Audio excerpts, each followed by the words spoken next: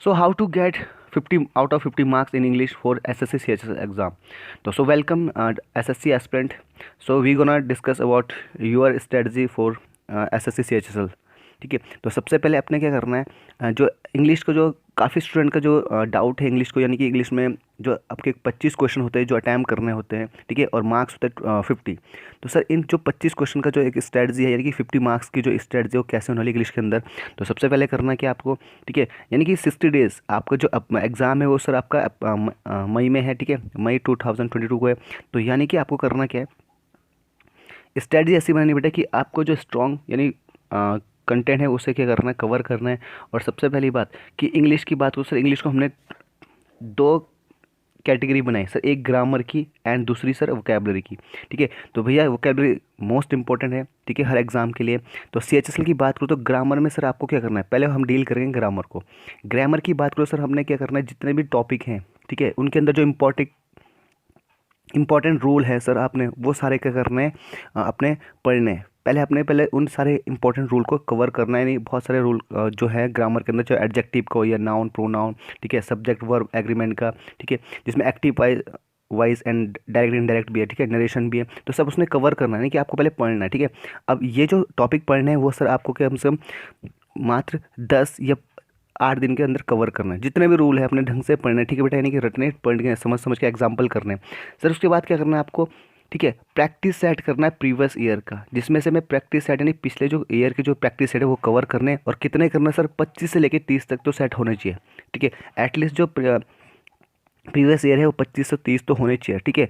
अगर आप practice set मार तो बढ़िया करके प्रीवियस ईयर के, तो सर आपका बहुत सारा आपकी क्वालिटी निकलेगी, आपकी जो मिस्टेक है, ठीक है, वो निकलेगी। और आप क्या करोगे, उसके बाद एनालिसिस करोगे। एनालिसिस मस्ट इंपॉर्टेंट, ठीक है, बहुत इंपॉर्टेंट है एनालिसिस करना, ठीक है, क्योंकि आप जब प्रैक्टिस सेट करोगे ग्रामर का तो आपको पता चलना चाहिए कि आपकी जो गलतियाँ वो किस चैप्टर में, किस टॉपिक में हो रही है। फिर उसको आप रिवाइज करोगे, ठीक है।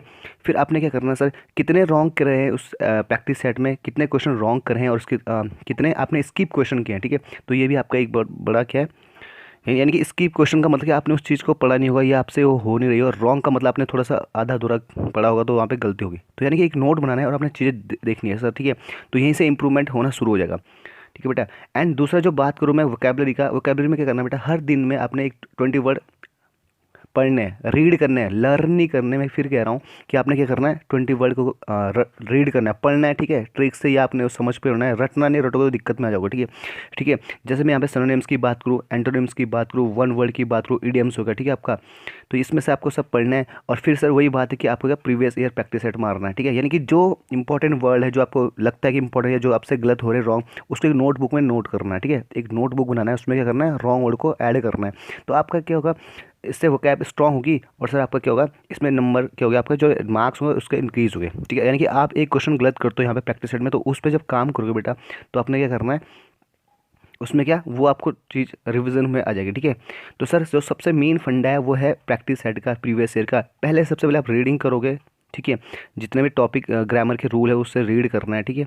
और सबसे पहले क्या करना है, जो आपकी गलती है उस पर काम करना है। इंप्रूवमेंट तभी होगा बेटा जब आप उस पर काम करोगे। और एवरी संडे को क्या करना है बेटा, ठीक है, अगर मैं कहूँ बात तो एवरी संडे को रिवीजन करना फॉर ऑल क्वेश्चन का, ठीक है। जितने भी क्वेश्चन आपसे गलत हुए हैं, या वोकैब का हो चाहे ग्रामर का हो, ठीक है, तो सारे क्या करना, उससे क्वेश्चन को रिवीजन करना, सारे क्वेश्चन का रिवीजन करना है, ठीक है। तो इसमें से अगर ऐसी स्ट्रेटजी करोगे तो सर आप 60 डेज़ में बहुत सारी चीज़ें सीख लो। यानी 60 डे का टारगेट आपका CHSL SSC 10+2 का। तो सर उसमें क्या करना है, आपका 60 डे में मैक्सिमम 50 में से 50 मार्क्स तो आ ही जाएंगे, यानी कि 48 तो 45 के बीच में तो आना है, ठीक है। तो सर इसका ये स्ट्रेटजी करोगे तो बिल्कुल, या ठीक है। और दूसरी बात, कंटिन्यूटी रहने बहुत ही ज़रूरी है। अगर आप किसी भी चीज़ की तैयारी कर रहे हो तो आपको कंटिन्यूटी होनी ही बहुत ही ज़रूरी है, ठीक है। कंटेंसी नहीं टूटनी चाहिए किसी भी हालत में, यानी कि आपका इन 60 डे में, ठीक है। तो सर इंग्लिश की स्ट्रेटजी के लिए अगर तुम्हें कुछ नया वर्ड चाहिए, ठीक है, कुछ इंग्लिश में आपको एरर चाहिए अगर, तो इस चैनल को सब्सक्राइब कीजिए, ठीक है, एंड शेयर के मैक्सिमम स्टूडेंट को शेयर करें, ठीक है। तो मिलते हैं नेक्स्ट सेशन में, तब तक के लिए जय हिंद।